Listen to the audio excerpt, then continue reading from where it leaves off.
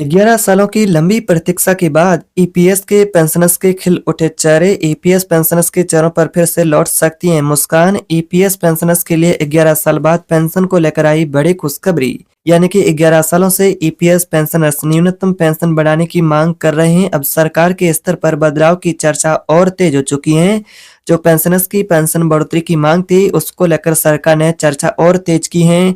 7,500 की पेंशन और डीए पर विचार चल रहा है और साथ ही मेडिकल की सुविधा लागू करने को लेकर भी पेंशनर्स की मांग है। क्या ईपीएस के पेंशन धारकों को मिनिमम पेंशन 1,000 की जगह 7,500 मिलेगी? क्या 7,500 पेंशन तय होगी?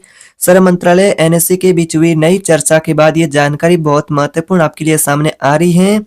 श्रम मंत्रालय और एनएससी के बीच हुई मीटिंग में 7,500 की पेंशन को लेकर भी चर्चा हुई है।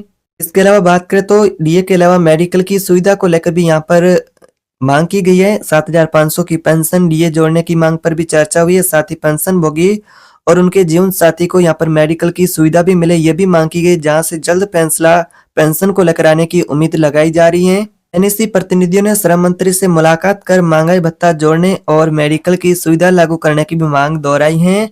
मंत्रालय ने सकारात्मक रुख दिखाया है और कहा है कि पेंशनर्स की समस्याओं का समाधान जल्द ही होगा। यानी कि पेंशन की बढ़ोतरी को लेकर जो पेंशनर्स की मांगे हैं, उनका समाधान जल्दी निकाला जाएगा। तो यहाँ पर देखा जाए तो पेंशन भोगियों के लिए 11 सालों के लंबे इंतजार के बाद एक बार फिर से उन्हें आश्वासन मिला है।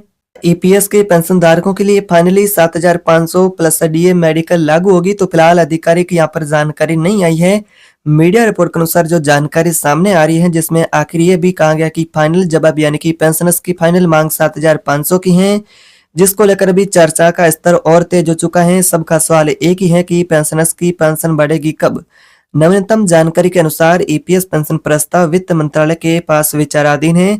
श्रम मंत्रालय ने कहा है कि हम पेंशनर्स की बात को सुन रहे हैं, यानी फैसला देर से जरूर पर उम्मीद अभी भी बाकी हो सकता है। अगली कैबिनेट की बैठक में पेंशन को लेकर बड़ा फैसला आ सकता है, या फिर अगली जो बैठक होगी दिसंबर या फिर जनवरी में सीबीटी की, जिसमें भी वेतन लिमिट को लेकर भी संकेत मिले हैं कि वेतन लिमिट भी बढ़ाया जा सकता है।